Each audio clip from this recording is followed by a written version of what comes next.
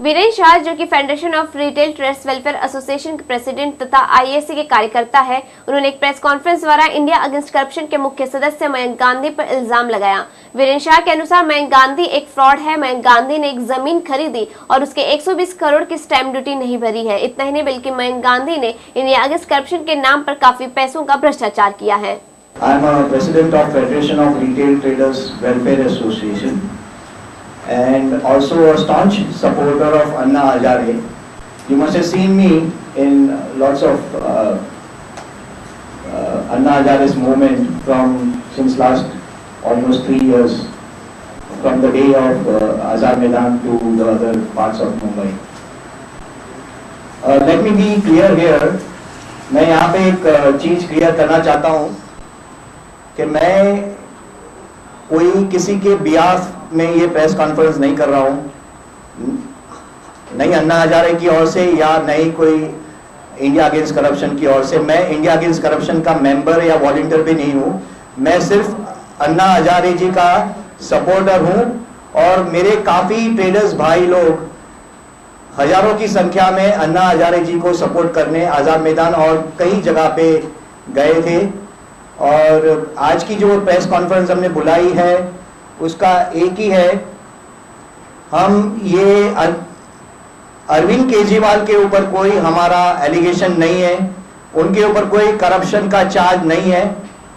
हमारा चार्ज जो है वो सिर्फ मयंक गांधी के ऊपर है। और आज जो मैं आपके सामने पेश कर रहा हूं, ऑलरेडी पब्लिक डोमेन में काफी चीजें आ गई है उनके ऊपर जो एलिगेशन हुआ है, लेकिन ऐसी कई सारे पॉइंट्स ऐसे हैं जो आए नहीं है, उसका मैं खुलासा करूंगा आपके सामने आज। It's open and shut case. अगर आप पूरा पुरावा देखेंगे और पूरी हमारी बातें सुनेंगे तो आपको पता चलेगा कि इसमें कोई 3 पैनल मेंबर्स की जरूरत नहीं है इंक्वायरी करने के लिए। It's a pure case of cheating, fraud, misrepresentation of the fact, misleading information.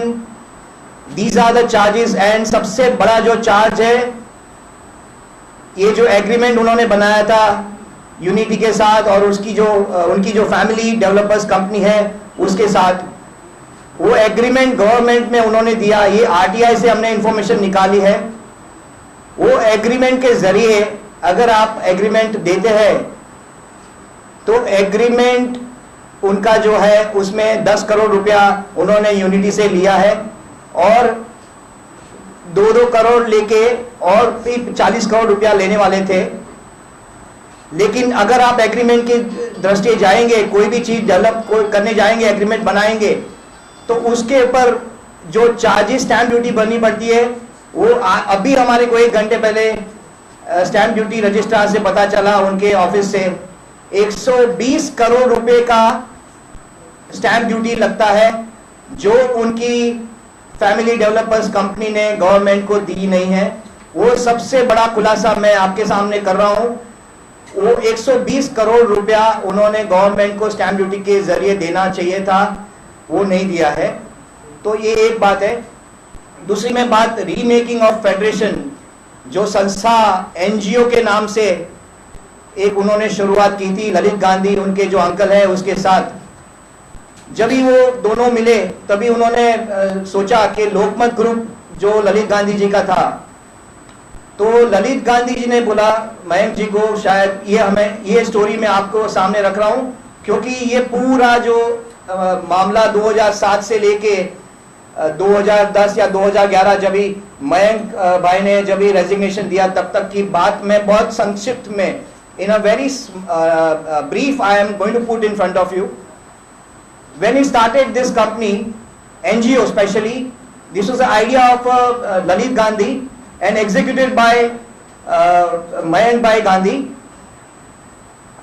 तभी उन्होंने बोला कि अगर हमें कुछ करना है तो एनजीओ के नाम से करना पड़ेगा, नहीं तो हमें कोई ट्रस्ट नहीं करेगा, क्योंकि लोकमत ग्रुप एक डेवलपर कंपनी है। अगर डेवलपर कंपनी के नाम से करेंगे तो कोई लोग साथ में जुड़ेंगे नहीं। तो उन्होंने बड़े बड़े लोगों को साथ में लिया। उनके नाम आपको पता है, बड़े बड़े म्युनिसिपल रिटायर्ड म्युनिसिपल कमिश्नर, फिर दीपक पारेख जी को, नारायण मूर्ति को, ऐसे ऐसे लोगों को उन्होंने साथ में लिया। हालांकि ये बात सही है, उन्होंने पहले एनजीओ समझ के शायद उन्होंने उनके साथ जुड़े होंगे, लेकिन बाद में पता चला ये एनजीओ तो सिर्फ दिखावा है। लेकिन एनजीओ के नाम से एक लोकमत ग्रुप की जो डेवलपिंग कंपनी है, 3 family developers companies are there, which the names are there in front of you in the press note. NGO was the dummy name where the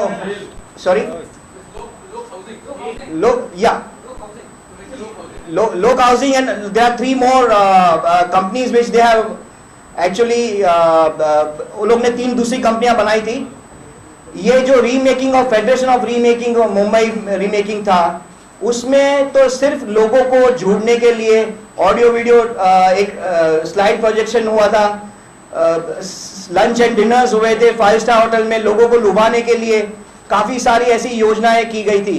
लेकिन इसमें एक ही बात है, जब भी एग्रीमेंट हुआ तभी फेडरेशन ऑफ री मुंबई मेकिंग का कोई नाम नहीं था। उन्हीं की फैमिली डेवलपर्स जो कंपनी थी उसी के नाम से एग्रीमेंट हुआ है, और यूनिटी डेवलपर, मतलब ये फायदा पूरा उनकी फैमिली कंपनी को लेना था, जिसमें Mayank Gandhi was a independent director. He has not denied till today. That means he had a vested interest in the name of the NGO. NGO was just a front face, just to get the mileage of the people, tenants to come forward. Now in that I am going to go further down, where there are 2 associations which I am going to name.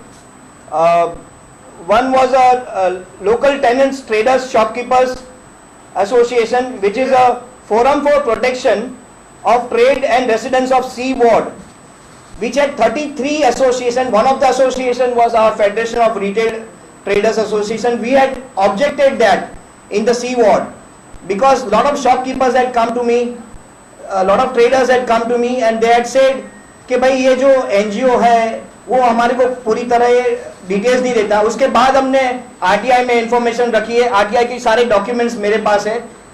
अगर आप हैरानी की बात आप देखेंगे, this is RTI document which I have filed in date is 2007, no sorry 2008, 26 May 2008 is a document of RTI which we got information. Sorry, after that this agreement says a lot. This agreement is supposed to be given to the government with the stamp duty paid, which is according to the stamp duty registrar officers, it is supposed to be 120 crore rupees of stamp duty, which was evasion. Now I'll go back to the same question of remaking of Mumbai Federation के 2 letter से हमें जवाब दिए गए। ये भी date है 2008 5 मई, और एक है 10 अप्रैल 2008। इसमें मयंक गांधी को डायरेक्ट हमने लेटर्स लिखे थे, और उन्होंने इसका जवाब दिया था। उन्होंने कहा था, उन्होंने एक्सेप्ट किया कि हमने उनको पूछा था कि आपको गवर्नमेंट ने अथॉरिटी दिया है कि लोगों के साथ बात करने का, आपको अथॉरिटी दिया है कि Federation of Mumbai federation remaking जो है उनको, एनजीओ को ये सारा डेवलपमेंट प्रोजेक्ट दिया जाएगा। तो उनका जवाब आया है which clearly shows that he had no authority from the government in the initial stages only, and the way the presentation was made, way the certificate of the Vilas Rao Deshmukh government, way the Gopinath Munde, Jayanti Ben Mehta, Raj Purohit, Sharad Pawar, सबके certificate के साथ में बड़ी बड़ी ads वो लोग ने newspaper में रखी थी। वो लोग का सपोर्ट है। नारायण मूर्ति, दीपक पारेख, भगवती, जस्टिस भगवती और काफी सारे ऐसे लोग हैं जिसके नाम के ऊपर ये एनजीओ खड़ा हुआ था, और मिसलीडिंग इंफॉर्मेशन, गलत इंफॉर्मेशन के ऊपर ये एक पूरा एनजीओ खड़ा था, जिसका फायदा उन्हीं की खुद की फैमिली कंपनी जो थी उनको दिया गया है।